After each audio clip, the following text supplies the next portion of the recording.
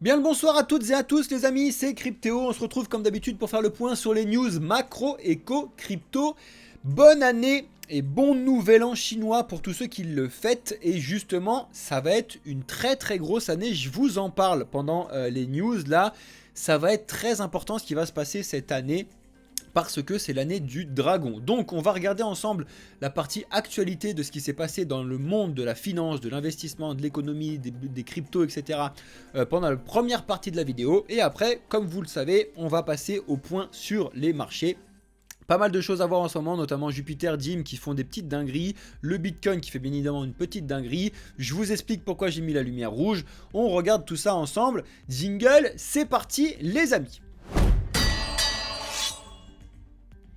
Avant toute chose, je voulais vous signifier et vous rappeler que on vous met des vidéos absolument tous les jours sur la chaîne Blockchain Capital. Donc soyez bien évidemment abonnés en ayant activé la cloche pour être au courant des différentes vidéos qu'on vous met. Et aussi, je tenais à vous expliquer qu'on vous met beaucoup de shorts réels TikTok en ce moment, axés sur l'éducation. Merci à tous ceux qui passent du temps à les regarder, surtout à les liker. C'est vraiment, vous allez les regarder quand vous êtes un petit peu aux toilettes et ce genre de choses et vous allez apprendre pas mal de choses. C'est 1 minute à chaque fois. Et franchement, merci à tous ceux qui le regardent. En attendant, merci à tous ceux qui lâchent un like, un commentaire et qui s'abonnent. Bienvenue dans le futur, les amis. Donc ça, on va en discuter juste après. Pourquoi je te mets la lumière rouge alors que tu vois qu'on a un très gros vert en face de toi entre le Bitcoin qui est passé au-dessus des 45 000, qui est aux alentours des 47-48 et ce qui se passe sur le côté, je t'explique ça juste après. En ce qui concerne donc les news, ça y est, on connaît officiellement la date de la plus grosse mise à jour sous Ethereum après The Merge, à savoir la mise à jour d'Encun qui est prévue donc pour le 13 mars.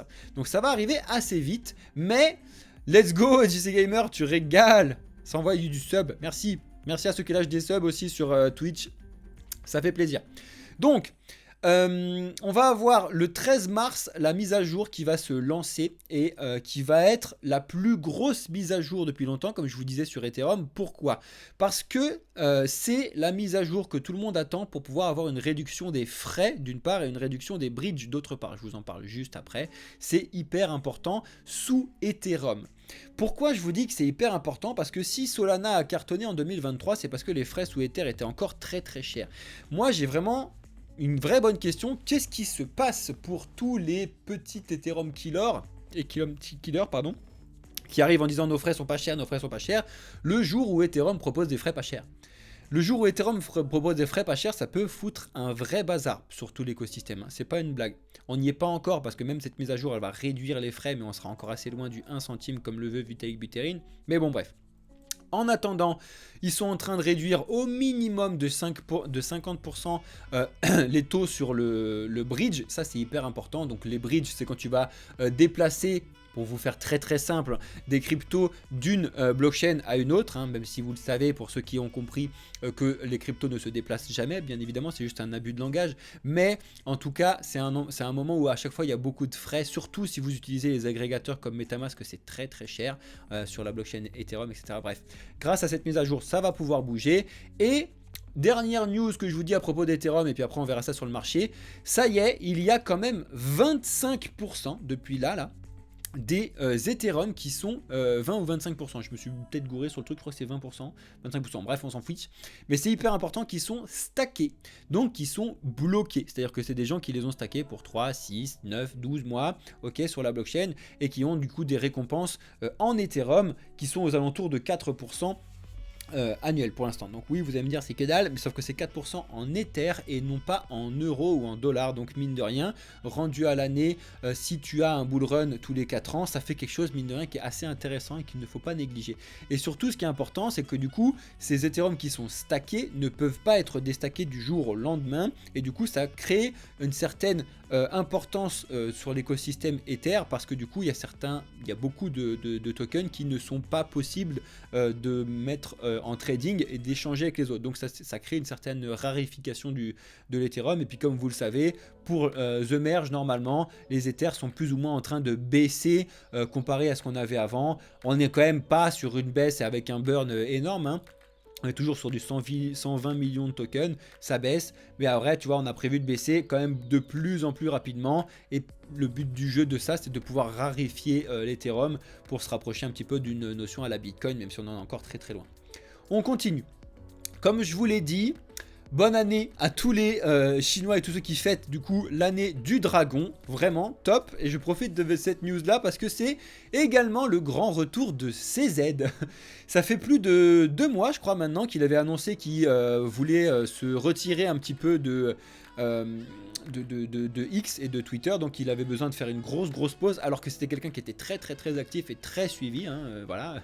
Déjà il a fait 1 million de vues sur son truc, et il est suivi par 8,9 millions de personnes. Bref, il y a quand même quelques personnes qui le suivent. Ça y est, il revient, et il revient, ça fait couler beaucoup d'encre. Est-ce qu'il revient uniquement pour souhaiter la bonne année à tout le monde? Est-ce qu'il revient parce que son procès arrive au mois de février? Est-ce qu'il revient parce qu'il a vraiment des choses intéressantes à nous dire? Beaucoup de questions qui se passent actuellement, et on ne sait pas encore comment ça va se passer, qu'est-ce qui va être dit, qu'est-ce qui a fait un petit peu pendant sa petite retraite spirituelle. Ça va être assez intéressant à surveiller comme d'habitude en termes d'analyse macro.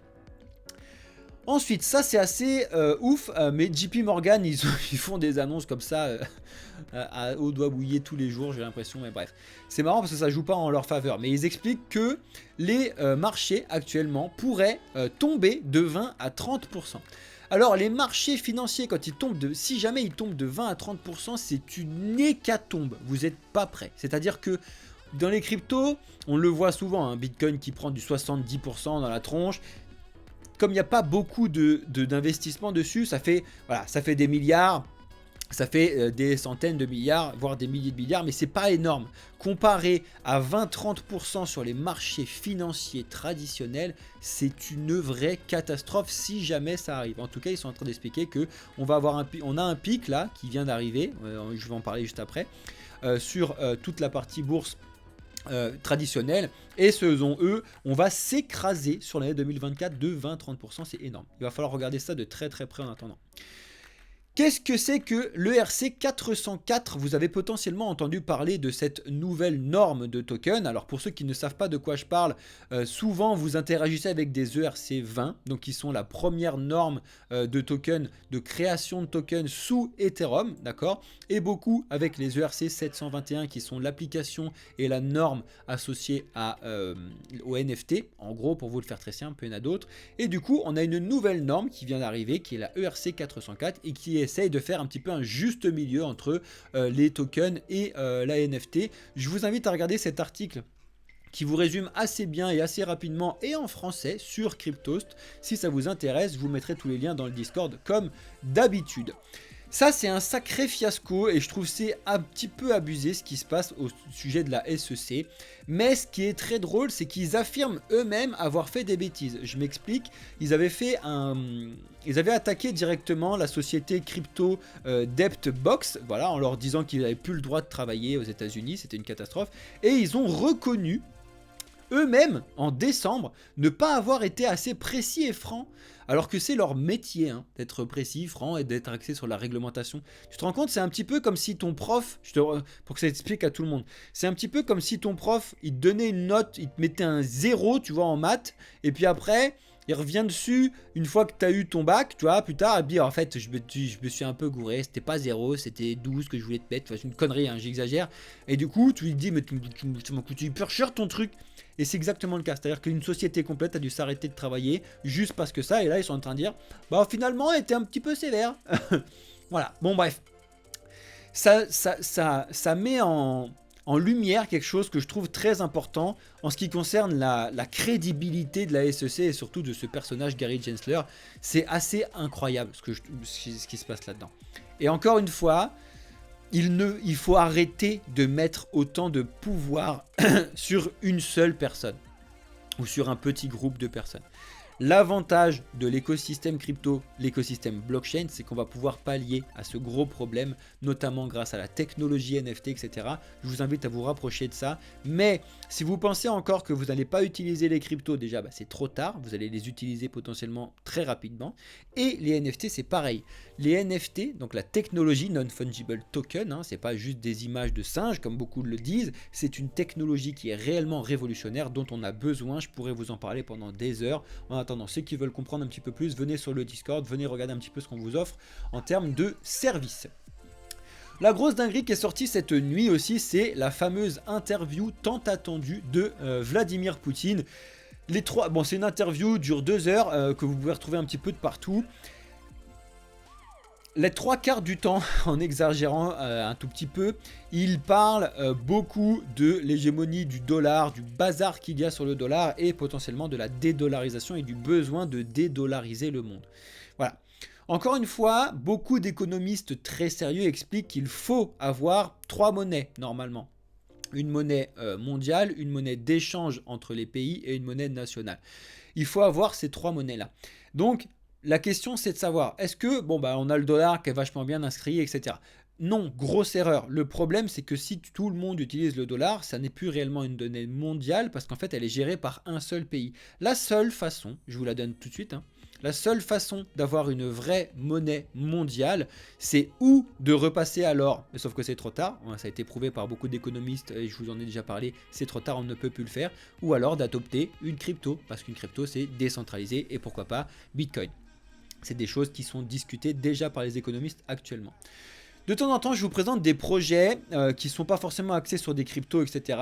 Là, je voulais que vous regardiez rapidement Omega qui essaie de révolutionner un petit peu la finance décentralisée sur Bitcoin. Alors, c'est un petit peu complexe parce que vous le savez très bien que le développement de ce type de projet-là sous Bitcoin, c'est compliqué. C'est pour ça que les BRC20 font beaucoup de bazar parce que la scalabilité du projet Bitcoin n'est pas fait pour ça à la base et qu'il faut d'abord potentiellement, ce que plein de gens disent, faire des layers 2, mettre en place des layers 2, mais on n'y est pas encore. C'est ce qu'il va falloir répondre en tout cas cette année.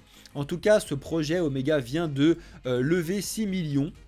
C'est un projet qui est assez intéressant, je crois que je ne sais plus si c'est leur deuxième levée de fonds, normalement c'est leur deuxième levée de fonds à ce tarif-là, mais bref. Je vous invite à regarder un petit peu et vous rapprocher sur ce qu'ils proposent, c'est toujours intéressant et toujours important d'apprendre ce qui se passe. Elon Musk nous sort encore une petite dinguerie un peu cachée comme d'habitude sur X. Il explique que dans très peu de temps, dans quelques mois, il ne va plus utiliser son numéro de téléphone et seulement utiliser son compte X pour pouvoir envoyer des textos, des audios et des appels vidéo. C'est le message qui a fait beaucoup parler aujourd'hui parce que en fait, voilà ce qui est écrit en dessous, j'ai acheté Twitter, pas pour pouvoir acheter Twitter, j'ai dépensé 44 milliards pas pour acheter Twitter, mais pour pouvoir acheter la restructuration de la libre parole, de pouvoir parler librement. C'est assez intéressant, en même temps très controversé, je suis d'accord avec vous. N'hésitez pas à faire paraître dans vos commentaires ce qui vous paraît intéressant par rapport à ce que vous avez sous les yeux là, de différentes news que je vous envoie. Les débats sont bien évidemment ouverts et je réponds absolument à tous les commentaires, les amis. La Banque de France, alors ça m'a fait... je suis déjà mort de rire, mais parce que ça me fait vachement rire.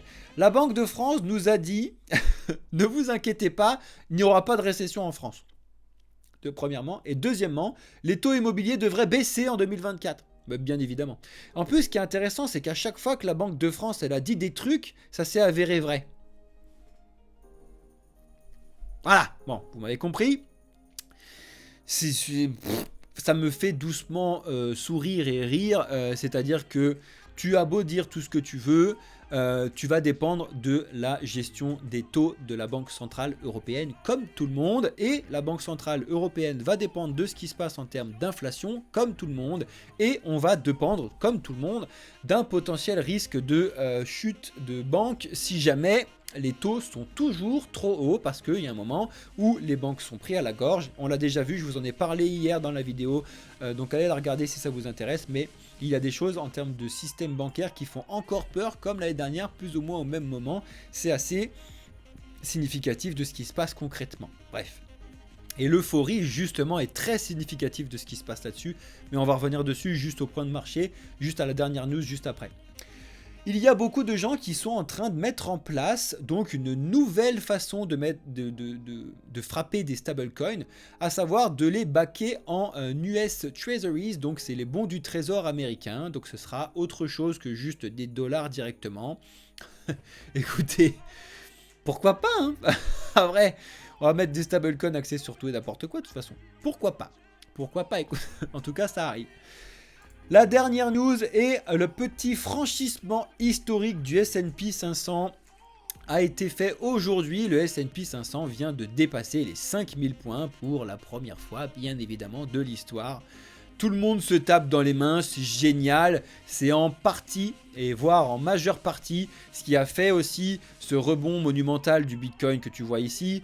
C'est ce qui a relancé pas mal de marchés à la hausse parce qu'en fait c'est bon, c'est une giga bonne nouvelle, tout va bien, nouvelle en chinois, l'année du dragon, les marchés sont au plus haut, le Bitcoin monte, mais c'est génial. C'est exactement ce qui se passe actuellement, d'accord? En ce qui concerne les news, je vais revenir dessus. En ce qui concerne les news macroéconomiques, vous savez qu'aujourd'hui, bon, on avait eu l'inflation en Allemagne qui a respecté ce qu'on attendait en baisse, donc très très bien. On a le Canada qui a eu son taux de chômage qui était expliqué, mais bon, c'est vraiment des petits trucs précis. Les nouveaux prêts en Chine qui sont attendus à la hausse, c'est très très bien aussi. Semaine prochaine, il va falloir surveiller l'inflation, comme je vous le répète depuis toute la semaine. Regardez le S&P 500. Regardez-moi ce graphique magnifique. Donc là, vous avez ici, si vous ne voyez pas bien, on est en 1978 et là, on est donc en 2024. Qu'est-ce que vous en pensez? Moi, il y a plein de choses qui me sautent aux yeux quand je vois ce type de graphique-là directement. Pas mal de... Enfin bref, qu'est-ce que vous en pensez? Dites-moi franchement dans les commentaires parce que c'est assez intéressant quand on voit ça comme ça. C'est-à-dire que souvent, malheureusement, tu le vois que de très très près et tu vois justement qu'on a dépassé le plus haut qu'on avait jamais fait. C'était quand est-ce qu'on avait fait ça? C'était en décembre 2021, c'est ça.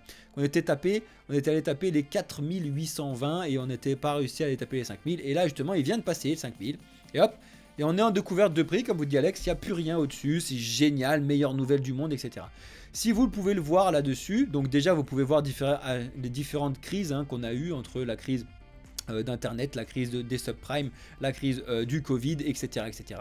Vous pouvez voir ces trucs-là. Moi, ce qui me saute aux yeux, c'est surtout la volatilité qui bouge énormément. C'est-à-dire que tu vois ici, voilà, ça bouge un petit peu, tu vois, ça bouge un petit peu. Et là, bam, ding, ding, dang, ding, dong, ding, ding. C'est un bazar monumental depuis un certain temps. Et malheureusement, ça ne va pas s'arranger. Donc, ce que je voulais vous montrer aussi, c'est que si jamais on écoute ce que dit JP Morgan, ce que je vous disais tout à l'heure, donc une chute de 30%, qu'est-ce que ça fait? Ça fait qu'on est en retour aux 3400 à peu près. Donc ça fait extrêmement mal, mais vraiment extrêmement mal. C'est une vraie grosse catastrophe. Et on l'a déjà vu plusieurs fois. 2008, chute de 50%, c'était une catastrophe. Donc c'est pour ça qu'on peut faire bien pire. Le Covid, il nous a fait une chute de 35%, pas mal aussi, intéressant. L'autre fois, la dernière chute qu'on avait eue, mais qui était un poil plus modéré, enfin un poil plus, moins d'un coup, 26%. Voilà, c'est des choses que vous devez regarder et ce que vous pouvez comprendre et ce que je vois tout de suite, c'est qu'il y a énormément de volatilité. Vous voyez bien qu'à partir de là, voilà, ça montait doucement et là après c'est bam bim bam bim bam bim bam bim bam bim bam bim bam bim. C'est vraiment énorme ce qui se passe et c'est malheureusement assez signe d'euphorie, de bulle, de bazar et une bulle, c'est fait pour éclater à un moment ou à un autre. Il y a beaucoup de choses aux États-Unis que vous ne pouvez pas forcément analyser. Il y a une grosse crise des crédits à la carte, énorme. Une grosse crise des crédits étudiants, énorme. C'est-à-dire que vous, comme moi, potentiellement, vous avez fait un crédit de 50 000 €, c'était déjà le bout du monde. Eux, ils font un crédit de 500 000 $. C'est un truc de fou. Mais quand je vous dis c'est un truc de fou, et il y a eu énormément de crédits qui ont été pris dans les années 2015, 16, 17, 18. Et comme par hasard, c'est le moment là où les gens sont déjà en commencé à rembourser et avec le bazar des taux qu'il y a actuellement, ils sont tous en galère de le rembourser et il y a beaucoup de de choses qui découlent de ces trucs-là. Sauf que je vous l'ai dit, s'il y en a un qui peut plus rembourser, effacement de dette, ce genre de choses, ça fait une dégringolade complète de très mauvaises nouvelles et on verra bien ce qui se passe. Mais bon, pour l'instant, je vous dis, quand il y aura des bonnes nouvelles, je serai le premier à vous le dire. Mais je serai le premier et il va y avoir des bonnes nouvelles en 2021. En 2021. Il y en a eu en 2021. En 2024, il va y avoir de très très bonnes nouvelles. Et quand ils seront là, je serai le premier à vous foutre la lumière verte à fond derrière parce que ça va arriver. Mais ça n'est clairement pas tout de suite. Mais pas du tout, du tout, du tout. D'accord ? Donc, il faut faire attention. En ce qui concerne Bitcoin, je vais vous le remettre parce que là en weekly on va pas s'en sortir, je vais vous le remettre en 4 heures. Donc en 4 heures, qu'est-ce qu'il s'est passé? Et bien effectivement, il y a eu pas mal de choses qui se sont passées. Déjà, on a eu une première liquidation qui a tué tout le monde aux alentours des 44, une deuxième liquidation qui a tué tout le monde aux alentours des 46. Et là, on est en train de voir si on va aller voir les 48 ou pas. Mais vous voyez bien que ça n'est pas sain du tout, ça va être ravalé au moins aussi vite que c'est monté. Voilà, je vous l'annonce direct parce que Bitcoin s'en fout de la partie news centralisée. Or, c'était lié à des news centralisées. Tu le vois bien ici, paf, paf, ça dégage, paf, paf, ça dégage. Je peux vous le montrer, je peux vous en montrer 50 milliards. Hein. Paf, paf, ça dégage. Je peux vous faire ça toute la journée. Il y en a plein des trucs. Sauf celle-ci qui n'a jamais été reprise. C'est pour ça que je vous ai dit qu'il faut au moins retourner sur les 32-30. D'accord ? Pareil sur les 27 et pareil sur les 22. Ici, qu'on a paf là et qu'on n'a jamais fait, ça dégage. Encore une fois, des fois ça prend du temps. Regardez ici, on peut le faire avec l'exemple à la baisse. On a eu le crise du FTX et puis après, hop, on a racheté exactement et après on a hésité, on a pu repartir un petit peu sur des choses plus ou moins saines. Mais à chaque fois, Bitcoin le fait, donc je vois pas pourquoi Bitcoin ne le ferait pas de nouveau. Et là, vous le voyez quand je dézoome un petit peu, moi je trouve ça assez clair. Il faut aller refermer au moins ici. Il faut aller refermer ici pour pouvoir faire quelque chose de bien. Et non, ça ne va pas casser un nouveau truc et faire un nouveau truc à la baisse. Non, ça va pouvoir permettre de rebondir et de repartir sainement sur quelque chose de très solide et d'aller voir les 100 000, 150 000 $ sur l'année prochaine. Voilà, donc ça c'était pour Bitcoin. En ce qui concerne, je vais vous montrer directement le Ethereum face à Bitcoin. Vous le voyez directement depuis hier, je vous en ai déjà parlé, mais Ethereum est complètement en galère par rapport à Bitcoin. C'est-à-dire que Bitcoin regagne encore et encore de la force face à Ether. Et ça commence à faire un petit moment. Ether a réussi à récupérer pas mal de force ici. Et là, on le voit bien que Bitcoin repasse devant complètement. Du coup, qu'est-ce qui se passe? C'est-à-dire que Bitcoin explose et Ether pas tant que ça. Il s'est heurté complètement à sa prochaine résistance qu'on a à peu près justement à ce niveau-là des 2500, psychologique, très très important. D'ailleurs, je vais la foutre en rouge parce que celle-là, c'est la résistance psychologique des 2500 sur Ethereum. On va voir comment ça se passe, mais voilà, psychologiquement, il y a quand même des chances qu'on reste dessus et qu'on revienne retomber plus bas. Malheureusement, Alex, il pense pas que ça puisse aller aussi bas, mais Ethereum peut quand même vraiment aller refermer ce qui s'est passé aux alentours de entre 1005 et 1007. Ça pourrait faire beaucoup de mal, mais c'est pas impossible. Ok, c'est pas impossible. On va regarder ce qui se passe sur ADA. On a le ADA qui a très très bien réagi ces derniers temps par rapport à sa cassure des 50 centimes. Quand il l'a eu refait ici, on pensait que tout le monde pensait que ça allait se retourner et aller refermer ce qui s'était passé au 0,39. Finalement, il est bien reparti, potentiellement avec certaines news que je vous ai expliquées sur les petites vidéos. Il faut regarder ce que je vous ai mis. En ce qui concerne le Matic, ne bouge pas tant que ça et on est beaucoup en attente sur ce qui va se passer au changement avec la blockchain Pol. Enfin avec du coup Matic qui va devenir le Pol. Donc tout le monde un petit peu attend comment ça va fonctionner, comment ça va se passer. Atom réagit vraiment très très bien. Il a fait quelque chose d'assez logique sur les 9,7 et justement parce qu'il y a beaucoup de projets qui se développent sous Atom en ce moment. Donc très très bon coup d'Atom qui justement pour une fois dépasse le Polkadot et dépasse Avax en termes de performance. C'est assez intéressant parce qu'on avait eu Avalanche qui était longtemps devant sur cette belle montée et là il se calme. Le XRP, on est sur le calme plat, je vous en ai déjà parlé. Le BNB, incroyable, le BNB qui rebondit mais de façon exceptionnelle. C'est vraiment assez intéressant, potentiellement avec le retour de CZ, potentiellement avec ce genre de choses. Binance très fort, très puissant en Chine, hein, Binance, hein, donc le nouvel an chinois, le dragon, etc. Ça fait beaucoup de bruit, il ne faut pas l'oublier. Le gold, je vous laisserai Alex vous en parler beaucoup plus. Et là, je voulais regarder avec vous ce qui se passe sur le Dimension, notamment, qui est en train de respirer un petit peu. Pour la simple et bonne raison que c'est un tout nouveau projet et qui est selon beaucoup un petit peu surcoté parce qu'il a dépassé les milliards de capitalisation. Je vous l'avais dit, milliards c'était à peu près atteint juste avant les 7 $. Quand il est dépassé, j'ai dit ouais, bah c'est bien, ça va pouvoir y aller, mais pas tant plus haut que ça quoi. Donc pour l'instant on va voir est-ce que le plus haut c'était les 8,50 qu'on a eu ou pas. Et en attendant, ce qui me fait rire c'est le Jupiter. Donc je vous en ai beaucoup parlé du Jupiter, mais on le voit bien, même si là malheureusement cette bougie qu'on peut pas enlever mais fausse un petit peu, enfin fausse, fout le bazar sur le graphique. Tu vois bien quand on le met comme ça qu'on n'est vraiment pas sur un graphique qui est très très joli à voir. On est en découverte de prix à la baisse, j'ai envie de te dire pour l'instant, de ce qui se passe là-dessus. Il y a quand même beaucoup de chances que ça vienne chercher aux alentours des 40 centimes, voire potentiellement des 30 centimes. Encore une fois, c'est pas en termes de prix que je vous le donne, même si là je vous donne certainement le prix, mais c'est parce que j'ai regardé la market cap derrière. Est-ce que ça signifiait une market cap avec un prix là-dessus parce qu'ils vont pouvoir après continuer à faire des airdrops, etc. Même si c'est une très bonne plateforme. Le Dimension, non seulement en plus d'être un projet vraiment très très bien, on en a besoin, donc c'est quelque chose de très solide, on est d'accord. Je suis très bullish sur l'avenir sur le Dimension, mais pas maintenant. On va regarder ça. Et le Jupiter, je vous l'ai expliqué. Et après, je voulais revenir rapidement sur le Run qui a pris un très très gros coup actuellement. Et pour faire un petit aparté sur le Run, actuellement, il y a le projet Pixel qui est en ce moment en farming sur Binance. Donc si ça vous intéresse, vous pouvez aller y jeter un petit œil. Ça peut être intéressant de voir un petit peu ce qui se passe là-dessus. Ce qui me flingue toujours, c'est que le FTT est toujours présent, alors que c'est vraiment une catastrophe. Voilà, bon. Je sais pas encore comment c'est possible que ce soit à 1,5$, mais bon. Et il y a un monde où c'est toujours à 1,5$. Écoutez, qu'est-ce que vous voulez que je vous dise? Ah oui, c'était ça, je voulais revenir aussi sur le link. Je voulais revenir sur le link très important parce que justement, je vous le montre là-dessus. Bon, là, vous avez l'impression que c'est le même truc, mais il est exactement sur la ligne de résistance que je vous ai mis des 18,2. Tout le monde, quand le link a passé les 17,5 que je vous ai placé ici, tout le monde était en train de dire ça y est, le link to the moon, il s'arrêtera plus jamais, etc.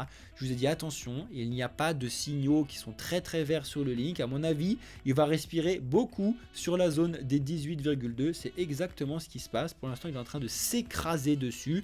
À voir s'il s'écrase pour pouvoir mieux repartir. Encore une fois, la macroéconomie nous dit que non. Mais c'est pas impossible qu'il y ait de la enfin que j'ai pas le mot en français, qu'on puisse déplacer certaines thunes de Bitcoin Ether pour les mettre sur le link. C'est pas impossible, mais ce serait quand même assez étonnant par rapport à ce qui se passe. Une réintégration de quelque chose de logique, revoir les 15, revoir les 12, c'est quelque chose encore une fois logique. On verra bien si ça se passe à l'avenir. On vous tiendra au courant de tout ça. Voilà les amis, je vais bientôt retourner donc avec le live avec ceux qui sont sur TikTok et sur Twitch. Je vois qu'il y a eu beaucoup de questions, donc ne bougez pas, je reste avec vous. Je vais faire la clôture de la vidéo sur YouTube. J'espère que ça vous a plu, j'espère que vous avez lâché vos commentaires, que vous avez bien répondu à tout ce que je vous ai expliqué. On va se relancer ce truc là parce qu'on est vendredi et on va se relancer avec la banane. Je sens que vous avez bien aimé la banane l'autre fois. Tous ceux qui ont regardé la vidéo jusque là maintenant et qui entendent ce que je vous dis, lâchez une banane, juste une banane en commentaire sur la vidéo YouTube, que je puisse un petit peu analyser qui regarde les vidéos en entier. Ça me fait plaisir de vous faire ça. Et c'est pour aussi nous, sur la partie technique, de regarder un petit peu qu'est-ce que vous mettez, qu'est-ce que vous regardez, quelles sont les vidéos que vous regardez plus ou pas, même si on a nos stats. Mais là, avec directement mettre la banane au moment où on regarde la vidéo en entier, ça fait plaisir. Merci à tous ceux qui le feront. Les amis, je vous souhaite à toutes et à tous un excellent week-end, excellente nuit, soirée. Ça dépend quand est-ce que vous regardez la vidéo sur ceux qui sont sur YouTube.